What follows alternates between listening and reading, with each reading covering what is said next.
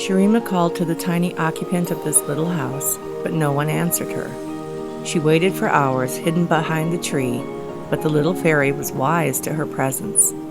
She grew weary as time went on and decided to return home. Maybe she could find something in her mother's trunk to help her. The people in town were still very quiet as she made her way through the streets. She had forgotten how lovely it was in the glow of the evening lights. When she arrived home, she immediately changed into Daniel's favorite shirt. The scent of him lingered and comforted her while she emptied the contents of her mother's trunk. Clothes, boots darned with a dagger and a wooden stake, a blue globe in the talons of the mystical and mysterious silver recliner bird, maps from all parts of the world, blank journal pages, articles from papers, so many curious things. A very large leather book with a clasp caught her eye. She sat in her chair and began to browse through its pages. Her eyes were getting heavy, so she rested her head on the heap of clothing she pulled from the trunk and drifted away, wrapped in Daniel's shirt and clutching her mother's shirt. In the morning when she woke, she felt rested and invigorated. She can't remember when she had a more restful night's sleep, especially on the floor. She made herself some breakfast and once again began to look through the large book. There were pages upon pages of spells and potions. One in particular caught her attention, the blessing of the Fae.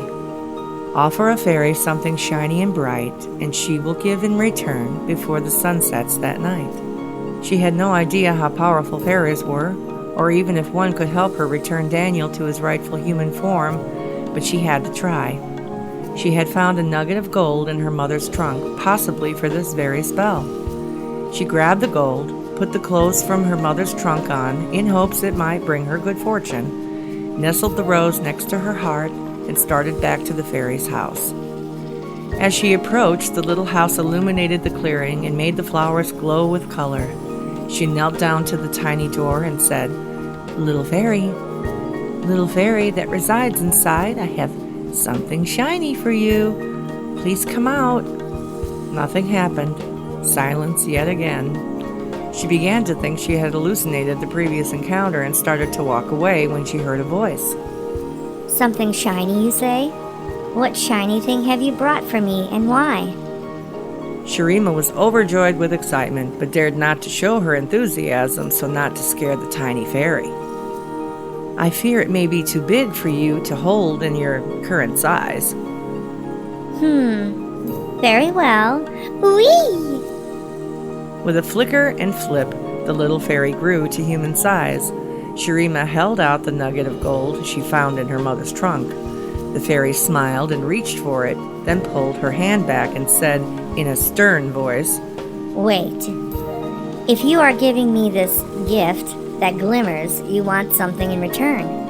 Before I accept your gift, you must know that I will not do harm to human or creature of the forest." Sharima said hastily, "Oh, heavens, no! I would never want to do harm to another person or animal. I simply need your help to return my beloved husband to human form. A witch turned him into this rose. Please, it's a complicated story. I just want my husband back before the flower wilts and dies." The fairy took the nugget of gold from Sharima's hand and said, "This is indeed a great gift, but I am afraid I am not powerful enough to reverse the curse given by the woodland witch." Sharima bowed her head in despair. "Is there nothing you can do to help me?" The fairy looked down at the rose and said, "I can't return your husband to you, but I can preserve this rose until you can find a way to break the curse. Whatever you did to warrant her wrath must have been quite horrid." Sharima exclaimed, "No! I only picked a rose that grew in front of a rundown shack. I had no idea it was her garden or that she even lived in such a shamble." The fairy waved her hands over the rose, and with a flick of her wrist, the rose was placed in a glass vial on a golden chain.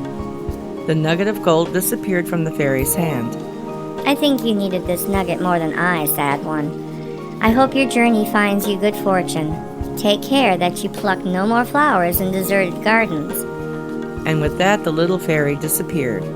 Sharima hung the rose around her neck and started back to her village.